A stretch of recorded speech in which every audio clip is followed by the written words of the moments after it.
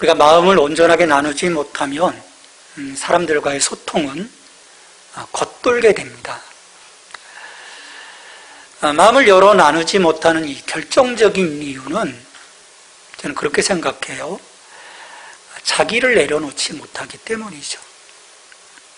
다분히 이기적일 때, 고집불통일 때, 그래서 마음이 나누어지지 못합니다. 우리가 주기도문을 통해서 하나님과의 소통에 대한 부분을 지난주하고 이제 이번 주 함께 나누고 있는데, 우리가 기도를 통해서 하나님과의 영적인 교제가 깊어지고 그것이 지속되려고 하면, 우리의 기도는 이례적인 이벤트적인 게 아니지 않아요.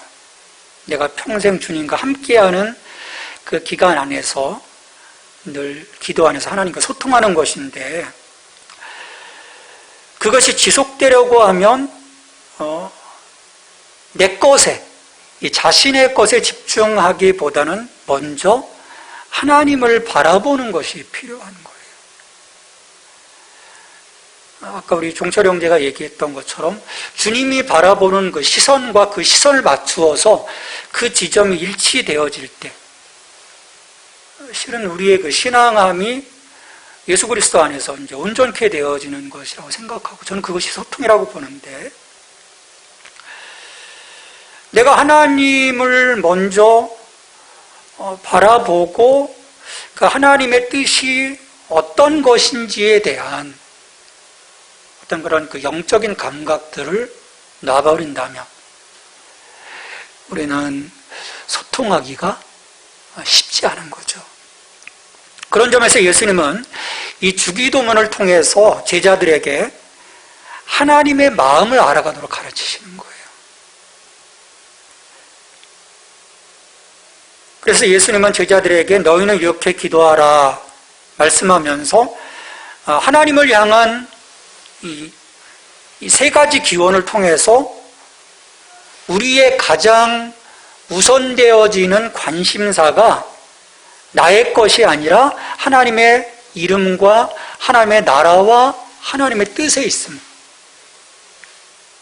우리를 부르시고 창조하신 그 목적대로 하나님께 영광 돌리는 것에 있음을 먼저 고백할 수 있고 그런 삶을 추구해야 한다라고 이제 말씀을 하신 거죠. 여러분, 이게 뭐겠습니까? 내가 하나님 앞에 선 나의 그 진정성이 무엇인지를 솔직하게 보여주라는 거예요. 우리의 그 신앙함의 목적이 어디에 있는지, 우리가 뭐 겉으로는 고상하게 이야기하고 어떤 그 영적인 것들을 이야기하는데 과연 그것이 내 속사람의 진정성인가에 대한 그 부분을 이 기도를 통해서 매일매일 고백하도록 하는 거예요. 자, 이렇게 하나님을 향한 세 가지 우선적 사항을 간구한 후에 비로소 우리 기도는 우리의 필요를 향하는 겁니다. 예수님이 그걸 가르쳐 주시는 거예요. 자, 오늘 우리를 향한 이 첫 번째 간구는요, 놀랍게도 일용할 양식을 위한 기도예요. 11절에 오늘 우리에게 일용할 양식을 주시옵고. 사람들은 이 예수님의 이 첫 번째 우리의 필요를 위한 기도를 이렇게 보면서요, 의아해하는 거예요. 왜 예수님께서 보다 더 영적이고 고상한 것들, 어떤 고차원적인 것들을 먼저 구하지 않고 왜 일용할 양식을 구하셨을까? 우리 그 광야 시험에서 예수님 그러셨잖아요. 마태복음 4장 4절에 보면 사람이 떡으로만 살 것이 아니요 하나님의 입으로부터 나오는 모든 말씀으로 살 것이니라. 사탄에게 당당하게 말씀하신 예수님을 생각하면서 예수님 그렇게 말씀하셨는데 왜 먼저 어떤 우리의 제사함과 우리의 용서와 다른 어떤 사랑에 대한 부분이 아닌 우리의 필요, 떡을 얘기하시네? 그래서 사람들이 이 말씀을요 자꾸 영적으로 해석하려고 하는 거예요. 이거는 그냥 우리의 먹거리가 아니라 다른 어떤 그 영적인 양식일 거야. 근데 그건 아니에요. 말씀하신 그대로입니다. 말씀하신 그대로 우리의 필요를 위해서 예수님이 기도하라고 하시는 거예요. 여기서 중요한 것은요, 예수님은 우리의 일상이 매일같이 하나님을 의지해야 한다는 사실을 강조하신 데 있어요. 그리고 일용할 양식을 주시옵고라고 했는데 단순히 우리의 양식을 채워달라는 요청만이 아니에요. 빵만을 채워달라는, 밥만을 채워달라는 요청이 아닌 거예요. 종교개혁자 루터는 이 양식이라는 표현을 단순하게 먹거리로만 이해하지 않았어요. 그는 일용할 양식이 음식, 건강한 신체, 좋은 날씨, 집, 가정, 아내, 자녀, 좋은 정부, 평화 등과 같이 우리의 삶을 보존하기에 필요한 모든 것으로 루터는 이해를 했습니다. 저는 정확한 이해라고 생각을 해요. 오늘 우리에게 일용할 양식을 주시옵고 내 삶을 살아가는데 필요한 그 모든 어떤 그 상황들, 나의 환경들을 위해서 우리는 하나님께 기도하는 거예요. 근데 여기에서 이 11절에서 우리가 주목해야 될 단어가 일용한이라는 말이에요. 일용할. 이 헬라어 우시오스라고 하는 이 형용사는 실은 신약 성경에서 잘 쓰이지 않는 거예요. 헬라어에서 잘 쓰이지 않습니다. 잘 쓰이지 않는 이 단어에 대한 쓰임새를 이해하려고 하면 참 어려운데, 저는 이 일용할이라는 이 말이 출애굽한 그 이스라엘 백성들에게 하나님께서 하루에 한 양식으로 만나를 주셨던 상황, 그 속에서 이 일용할이라는 이 단어의 쓰임새가 이해될 수 있겠다라고 생각을 해요. 출애굽해서 신광야에 이르렀을 때 이제 백성들이 양식이 떨어지거든요. 하나님께 불평하지 않습니까? 그때 하나님이 모세를 통해서 말씀하시죠. 야, 내가 양식을 줄게. 그러시면서 출애굽기 16장 4절에 보면 그때 여호와께서 모세에게 이르시되 보라 내가 너희를 위하여 하늘에서 양식을 비같이 내리리니 백성이 나가서 일용할 것을 날마다 거둘 것이라. 또 출애굽기 16장 16절에 보면 여호와께서 이같이 명령하시기를 너희 각 사람은 먹을 만큼만 이것을 거둘지니 곧 너희 사람 수요대로 한 사람에 한 오멜씩 거두되 각 사람이 그의 장막에 있는 자들을 위하여 거둘지니라 하셨느니라. 자, 하나님께서 백성들에게 뭐라고 하셨어요? 일용할 것을 날마다 거두게 해주겠다. 근데 이스라엘 백성들은 이 하나님의 말씀을 신뢰하지 않았어요. 그래서 하루에 필요한 것 이상, 한 오멜이라고 했는데 그 이상을 담은 거예요. 다음날 보니까 어떻게 됩니까? 만나가던 항아리를 보니까 썩어 문드러졌죠. 벌레가 끄는 거예요. 여러분, 이게 뭡니까? 내가 매일매일 너에게 하늘로부터 양식을 비처럼 내려줄 거야. 내가 너희들 책임져 줄 거야 라고 하신 하나님의 말씀을 신뢰하지 못한 결과예요. 그 점에서 일용할 양식을 위한 이 기도는요, 뭐냐면 오늘의 모든 기본적인 필요를 위한 기도인 것입니다. 그리고 하나님의 지속적인 채우심을 위한 기도이며 공급자이신 하나님을 향한 신뢰의 표현인 거예요. 내가 이 주의 기도를 통해서 오늘 일용할 양식을 주시옵소서. 막 넘치도록 채워주셔가지고 평생 먹고 살도록 그것이 아닌 거예요. 우리의 기억은요, 참 묘한 게 있어요. 넘치도록 채워주고, 그래서 막 주체하지 못하면요, 갑자기 하나님을 잊어버려요. 자기가 그 누림 속에 묻혀버리기 때문인 거죠. 그래서 하나님은 매일매일 우리의 그 삶에 공급해 주시고 우리의 필요를 채워주시는 하나님과의 관계 안에 있기를 원하시는 거예요. 그래서 예수님은 이 기도를 하도록 하시는 거죠. 하나님이 나의 공급자이십니다. 거기에 대한 매일매일의 기도인 것이죠. 그래서 우리는 하나님 없이 하루도 살 수 없습니다. 하나님께서 지탱해 주시고 유지해 주시지 않는다면 우리 시편 127편의 말씀처럼 우리는 아무것도 계속될 수 없습니다라고 하는 이 고백을 예수님은 우리에게 하도록 말씀해 주시는 거죠. 하지만 이 신뢰가 무너지면 어떻게 되겠습니까?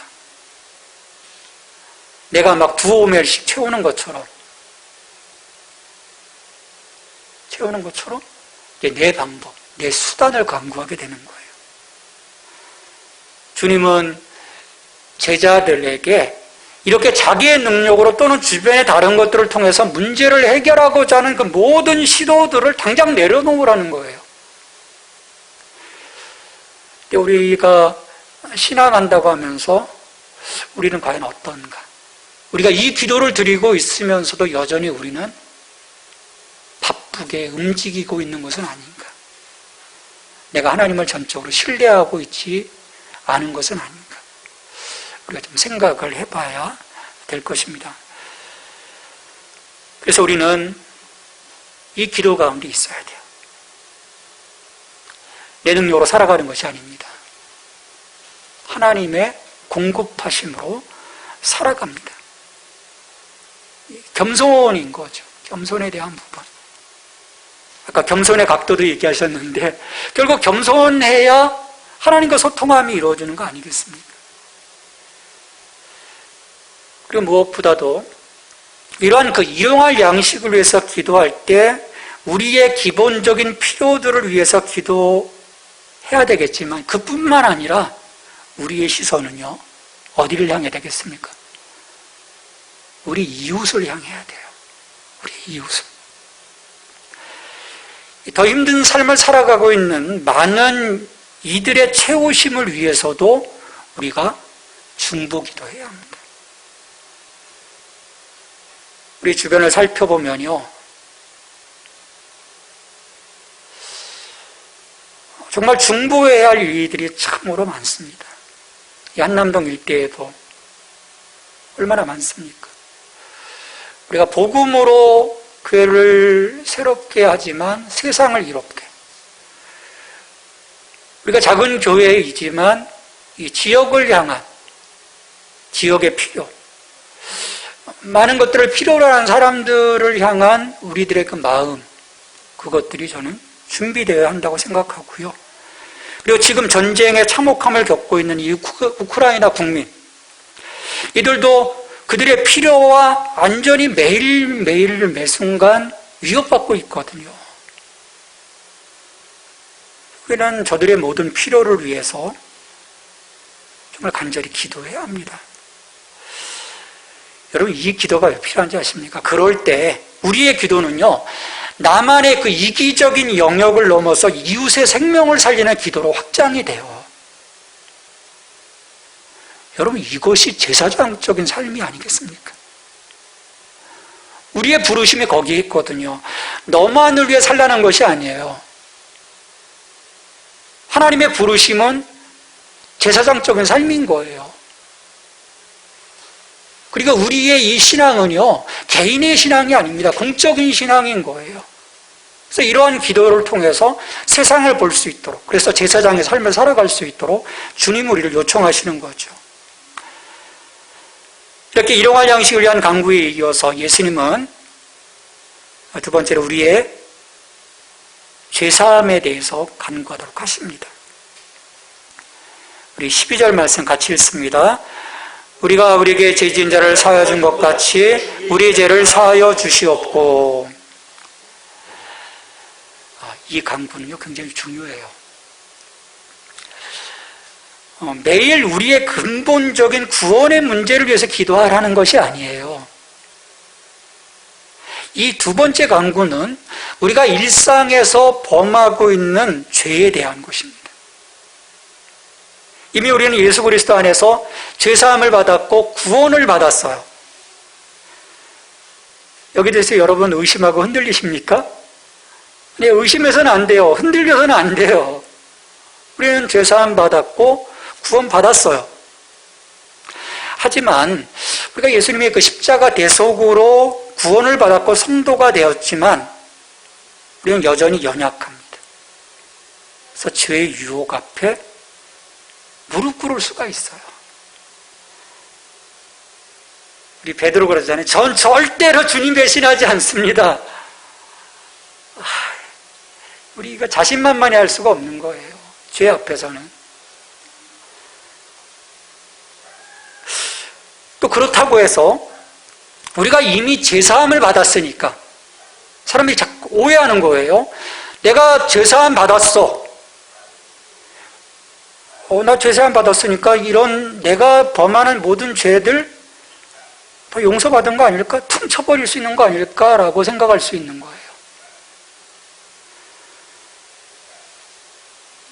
그러니까 많은 사람들이요, 예수님의 십자가의 대속으로 과거는 물론 현재 그리고 미래에 범할 모든 죄까지도 사해 주신 것이라고 생각하는 이들이 있습니다. 우리나라에 그런 종파들이 있어요. 그런 종파들. 그래서 주기도문을 기도하지 않습니다. 왜? 죄사함 다 받았는데 내가 뭘 해도 다 죄사함을 받았기 때문에 괜찮다라고 말하는 것은요, 참으로 사악한 생각인 거예요. 그리고 기독교인들을 참으로 뻔뻔하게 만드는 일입니다. 어느 측면에서 기독교가 무너진 이유가 여기에 있어요. 죄사함을 잘못 이해했기 때문에. 우리는 구원받은 이후에도 범하고 있는 우리의 죄를 사해 주시도록 하나님 앞에 죄를 낱낱이 고백하고 기도해야 합니다. 그렇게 예수님의 이름을 의지해서 하나님께 죄를 사해 주시옵소서 진실한 마음으로 죄의 용서를 구하면 하나님께서 용서해 주신다라고 성경은 약속하고 있는 거죠. 요한일서 1장 9절입니다. 우리 함께 읽습니다. 만일 우리가 우리의 죄를 자백하면 그는 미쁘시고 의로우사 우리 죄를 사하시며 우리를 모든 불의에서 깨끗하게 하실 것이요. 우리가 죄를 자백하면 그는 미쁘시고 의로우사 우리 죄를 사하시며 우리를 모든 불의에서 깨끗하게 하실 것이라고 했습니다. 우리는 어린 양 예수 그리스도의 정결한 피로 우리 죄를 씻기 위해서 기도해야 합니다. 다른 어떤 것으로는 우리의 죄가 깨끗해질 수 없어요. 그래서 끊임없이 그리스도의 정결하게 하는 피를 힘입어서 거룩하신 하나님 앞에 서는 것입니다. 그런 점에서 예수님이 가르쳐 주신 이 기도는 예수님의 의를 힘입고자 하는 간절함인 거예요. 그리고 이런 기도는요, 실은 매일같이 이루어져야 돼요. 매일같이. 오늘 우리의 죄의 문제를 내일로 미루지 말아야 하기 때문입니다. 그래서 여러분, 저녁 잠자리에 들기 전이면요, 하루를 돌아보십시오. 돌아보시고 기도하셔야 돼요. 우리의 죄를 사하여 주시옵소서. 죄 없다 말하는 자, 그거는 교만함인 거예요. 우리 늘 죄 가운데 있습니다. 그래서 용서를 비는 거죠. 근데 이 두 번째 강구를 놓고 사람들이 오해하는 것이 참 많습니다. 우리가 다른 사람들을 용서해 주어야만 우리도 용서받을 수 있는가의 문제인 거예요. 왜냐하면 12절 말씀과 여기에 부연 설명된 14절, 15절을 얼핏 보면 그런 생각이 들 수 있어요.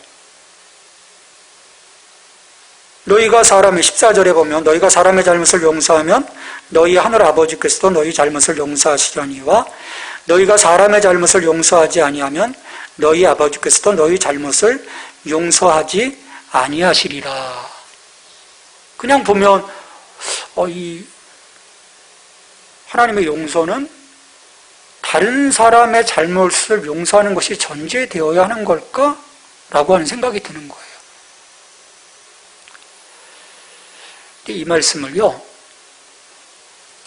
그냥 보여지는 글자 그대로 보시면 안 되고, 하나님의 용서를 경험한 성도로서 다른 사람들을 어떻게 대해야 하는가에서 이 말씀을 바라볼 수 있어야 돼요. 그러니까 내가 하나님의 용서함을 받고 구원받은 자로서, 그 용서를 진정으로 경험한 자로서 다른 사람들을 어떻게 바라보는가의 문제인 거예요. 그래서 나의 이 아버지께로부터 받은 이 용서가 정말 진정한 용서에 대한 나의 자각인가? 아니면 허상인가?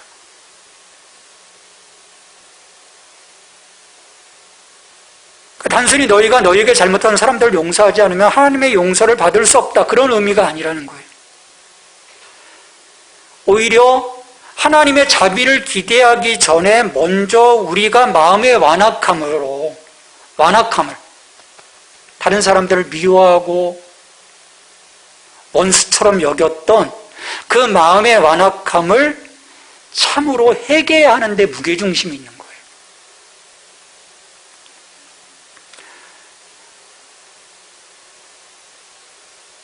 왜냐하면 용서하지 못한다고 하는 것은요, 진정 하나님 앞에 회개하는 자의 모습이 아니기 때문인 거예요. 나는 회개한다고 하는데 내 안에 여전히 다른 사람을 용서하지 못하고 미워하는 그 마음을 갖고 있으면서 회개한다고 하는 것, 거기에 진정성의 문제가 있다는 거죠. 거짓되고 가증한 거라는 거예요. 여러분, 회개가 충족되지 않으면 용서는 불가능합니다.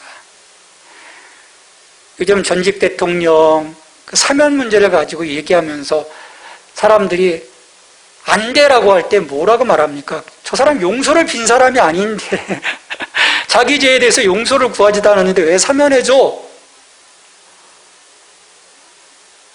여러분, 정서적으로 맞는 거예요. 먼저 우리가 회개해야 한다는 거죠. 나의 이 완악함에 대해서.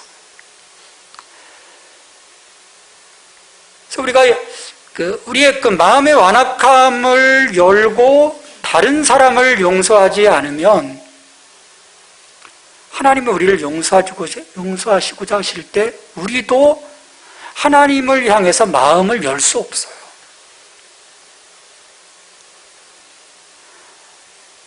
내가 용서를 알지 못하는데 어떻게 하나님의 사랑을 진지하게 받아들이겠어요? 받아들일 수가 없는 거예요. 믿지 못하고 거부하는 거죠. 주변에서 이런 일들을 우리가 종종 볼 수 있습니다. 하나님의 사랑을 믿지 않으면 자기가 그 사랑을 받아들일 수도 없고 다른 사람을 용서할 수도 없는 거예요.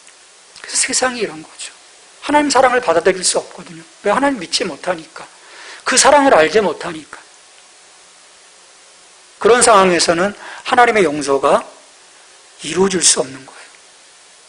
그래서 예수님께서 제자들에게 말씀하고 있는 거죠. 먼저 용서하라는 거예요. 용서하라는 거예요. 그것이 바리새인과 서기관의 의와 다른 의라고 말씀하시는 거죠. 우리가 날마다 새롭게 하시는 하나님의 용서를 받기를 원한다면 우리는 다른 이들을 용서할 수 있어야 하고 또 용서해야만 합니다. 하나님의 무한한 사죄의 은총을 받은 인간이라면 당연히 형제의 죄를 용서할 수 있어야 하는 거죠. 예수님이 1만 달란트 빚진 자가 자기에게 100대 내려온 빚진 종료를 용서하지 못하는 이 이야기를 통해서 실은 우리에게 실증적으로 얘기해 주셨지 않습니까? 그 용서함에 대한 감격이 없는 거예요. 그 감격, 그 은혜에 대한 자각이 없으니까 다른 사람을 용서하지 못하는 거거든요. 그래서 우리가 늘 끊임없이 하나님 앞에서 기도해야 되는 거죠. 다른 사람에 대한 그 용서, 그 마음, 그것들을 고백하면서 주님, 제가 주님의 사랑을 압니다. 주님의 그 용서하심을 압니다. 오늘 나의 잘못된 이 모습들을 용서해 주십시오라고 기도할 때 그 진정성을 보시고 주님이 나를 용서해 주시는 거예요. 내가 용서했다는 것, 그것 때문에, 나의 행위 때문에 나를 용서해 주시는 것이 아니라 내 마음속에 주님을 향한 용서의 그 간절함이 정말 진정성이 있는가에 대한 부분을 확인하시고, 그래, 내가 너를 용서하마 말씀해 주시는 거죠. 여러분, 이게 선행되어질 때 하나님께서 내 믿음을 인정해 주시고요, 나의 예배를 받으시지 않겠습니까? 이게 소통이 이루어지지 못하고 있는데 하나님 우리 예배 받아주시지 않으시거든요. 내가 너를 모른다, 싫다, 더 이상 드리지 마라, 거짓되다, 가증하다. 우리 이사야에서 이스라엘 백성들을 향해서 말씀하셨던 것처럼 그들이 그런 모습이었거든요. 우리는 하나님의 용서함을 받은 자로 이웃을 향해 마음을 열고 그들을 포용할 수 있도록 그래서 늘 기도해야 하는 거예요. 자, 이처럼 일용할 양식, 그리고 우리의 영적인 어떤 그 정결함에 대한 부분들을 이제 기도하게 하시고요. 세 번째 강구에서는 영적 싸움에 대해서 기도하도록 예수님이 가르쳐 주십니다. 13절 같이 읽습니다. 우리를 시험에 들게 하지 마시옵고 다만 악에서 구하시옵소서. 인간으로 존재하는 한 우리는 매일 유혹에 직면할 수밖에 없어요. 마지막 주님이 오시고 하나님의 나라가 완성되어지고 사탄이 저 지옥불에 던져지는 그 시간이 되기까지는 이 유예 기간 동안에는 사탄은 우리를 끊임없이 넘어뜨리고자 합니다. 그게 실상이에요. 그래서 예기치 못한 유혹들이 끊임없이 우리의 방심을 틈타서 우리를 공경에 처하게 만듭니다. 기도하지 마, 말씀 보지 마, 어느 순간에 또 내가 넘어져 있는 그런 것들을 보게 되거든요. 근데 이런 일이 왜 자꾸 일어날까? 왜 일어날까요? 사탄이 문제입니까? 아니요, 가만히 보면 내 문제예요. 우리가 틈을 주는 거죠. 뭐냐면 우리가 자꾸 사탄에 공격할 수 있는 사정거리 안으로 들어가는 거예요. 우리가 주님 안에 있으면, 정말 주님과 연합해 있으면, 성령 안에 있으면 감히 사탄이 나를 찝쩍거릴 수 없는데 자꾸 우리는 사탄의 사정거리로 들어가는 거예요. 그러면서 우리가 유혹에 빠지지 않기를 기도한다고 하는 것은 어불성설이죠. 실은 이 기도가 뭔가 문제가 있는 거예요. 우리는 먼저 사탄의 사정권 안에 머물지 않도록, 악은 모양이라도 버리라고 하셨는데 벗어나야 되는 거죠. 내가 계속 예수 그리스도 안에, 성령 안에 거하는 삶의 모습이 우선 되어야 하고, 나아가서 하나님께 매일 매 순간 사탄이 던지는 미끼를 덥석 물지 않도록 그 유혹을 맞설 수 있는 이길 힘을 달라고 우리가 기도해야 되는 거예요. 우리가 사정권 안에 들어가서 계속 기도하면 우리는 넘어질 수밖에 없어요. 왜? 유혹이 점점 더 커지거든요. 점점 더 커지는 거예요. 근데 이겨내지 못하고 실족하고 맙니다. 하지만 우리가 하나님의 그 보호하심, 그 성령님의 보호하심 가운데 있다면 하나님 우리를 지켜주시죠. 이 기도와 함께 우리를 지켜주시는 거예요. 그래서 우리는 하나님께 다만 악에서 구하옵소서라고 간절하게 기도해야 합니다. 근데 우리가 이런 그 영적인 싸움에 대한 부분을 너무 쉽게 보는 경향들이 있어요. 여러분, 지금 이 땅의 모든 악은요, 사탄에 의해서 일어나고 있습니다.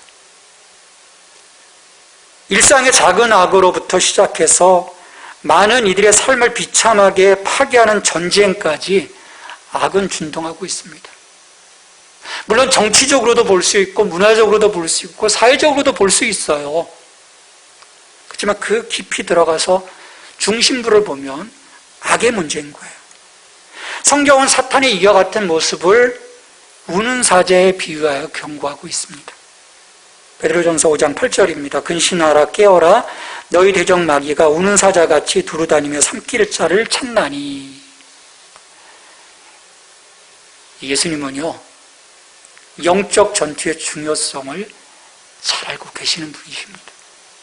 이미 광야에서 40일 동안 금식하신 후에 마귀에게 시험을 받으셨거든요. 그 말씀을 이겨내셨잖아요. 악의 권세를 가볍게 보시지 않으셨어요. 그래서 제자들에게 아버지의 능력을 날마다 구하라고 명하시는 거예요. 날마다 구하라. 왜? 아버지의 능력만이 시험에 들게 하는 사탄의 유혹과 그들을 넘어뜨리는, 그래서 지배하고자 하는 사탄의 모든 권세로부터 우리들을 구원할 수 있기 때문입니다.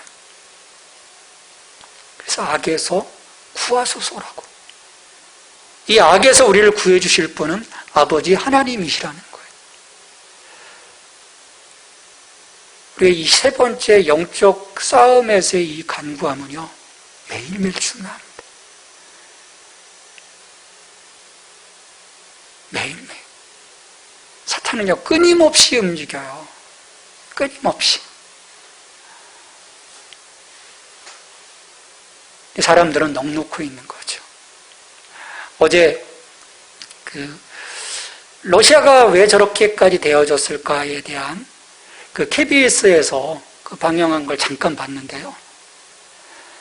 푸틴이 정권을 잡은 그 시점부터요, 지난 20몇 년간 쉬지를 않았어요.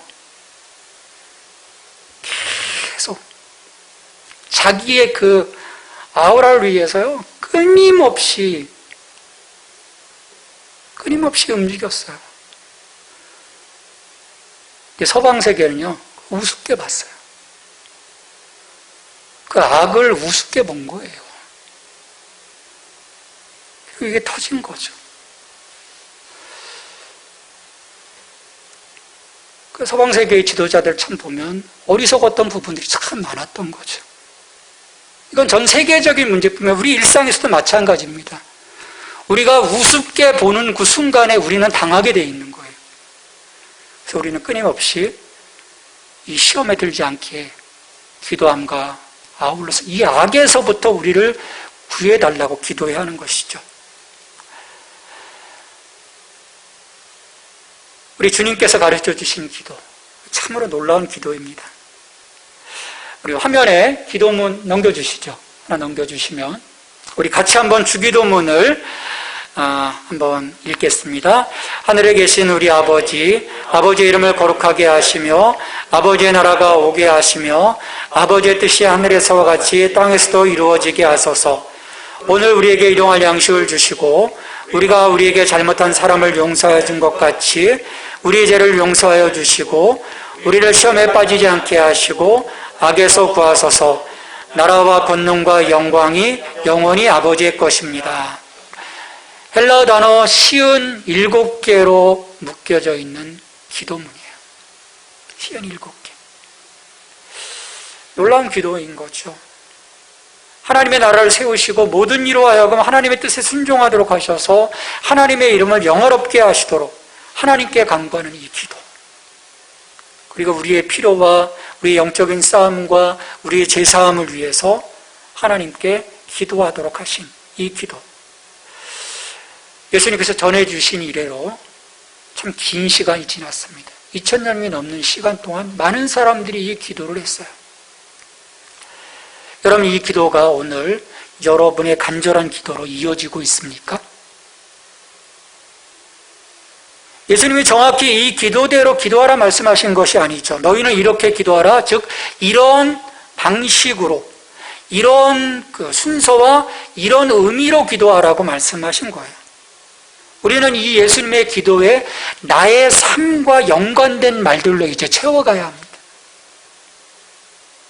앵무새처럼 외우는 것이 아니라 나와 관련된 간절한 이 소망들을 나의 언어로 채워야 해요. 우리의 기도는 위선적인 것과는 다르게 진지하고 이방인들의 기계적인 기도와는 다르게 사려 깊은, 그래서 주님과의 소통이 이루어질 수 있도록 우리의 언어로, 우리의 마음으로 채워가야 합니다. 우리는 언제나 진실하게 기도해야 하는 거죠. 여러분, 그럴 때 우리가 하나님과의 영적인 소통이 이루어지고 바로 그 시간이 우리에게 저는 힘이 된다고 생각해요. 능력이 되고. 예수님은 마태복음 12장 28절에서 말씀하셨습니다. 그러나 내가 하나님의 성령을 힘입어 귀신을 쫓아내는 것이면 하나님의 나라가 이미 너희에게 임하였느니라. 여러분, 예수님 말씀대로요, 이미 하나님의 나라는 우리 가운데 임하셨습니다. 그리고 오늘 우리는 하나님의 통치 가운데 서 있는 거예요. 하나님의 통치하심 속에 있습니다. 여러분, 이것을 확신해야 돼요. 여러분, 이것을 정말 확신한다면 우리 이 기도처럼 영원한 왕이시며 공급자이신 하나님을 신뢰해야 하는 것입니다. 필요를 위해 더는 걱정하지 말아야 돼요. 왜? 일용할 양식을 채워주시겠다고 하셨거든요. 하나님의 용서하심을 우리가 입었다면 우리는 다른 이들을 또한 용서할 수 있어야 합니다. 그리고 예수님이 말씀하신 것처럼 영적 싸움에서 우리 세상의 사탄의 유혹들을 물리쳐야 합니다. 하나님의 거룩한 자녀로 살아가야 하는 것이죠. 이렇게 아버지를 신뢰하고 하나님의 나라를 살아가고자 하는 삶이 모이고 모여 우리의 삶의 근간이 되는 하나님의 이름이 그에 합당한 영광을 얻고 거룩하게 되는 것입니다. 이것 없이 우리가 하나님의 이름, 그분의 나라, 그분의 뜻을 외친다고 하면 의미가 없는 거예요. 진정 우리의 삶에 이 모든 것들이 모여져서 아버지 앞에 섰을 때 우리의 삶은 하나님과의 영원한 소통 안에 서게 되는 것입니다. 그런 믿음의 사람들만이 오늘 마지막 나라와 권세와 영광이 영원히 아버지의 것입니다라고 하나님을 향해 믿음으로 선포할 수 있는 것입니다.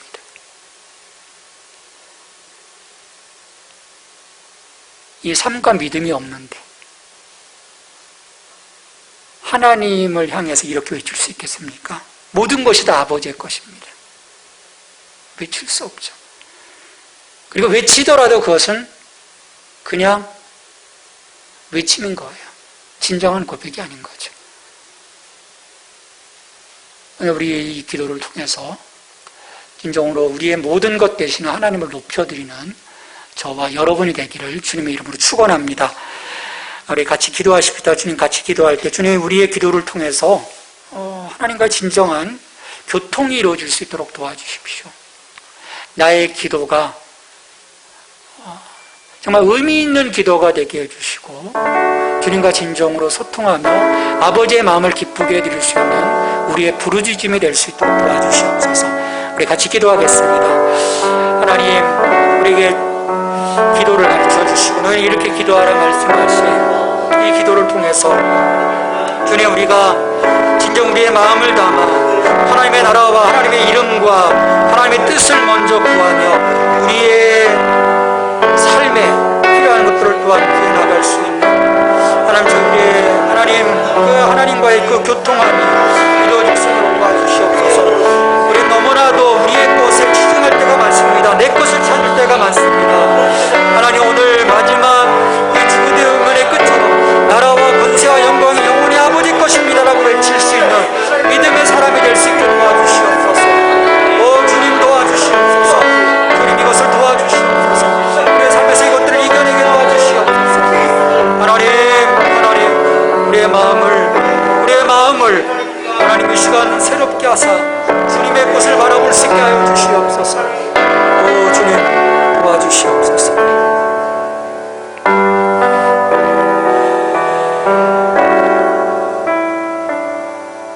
하나님, 우리의 기도가 아버지 앞에 진실되게 하시고,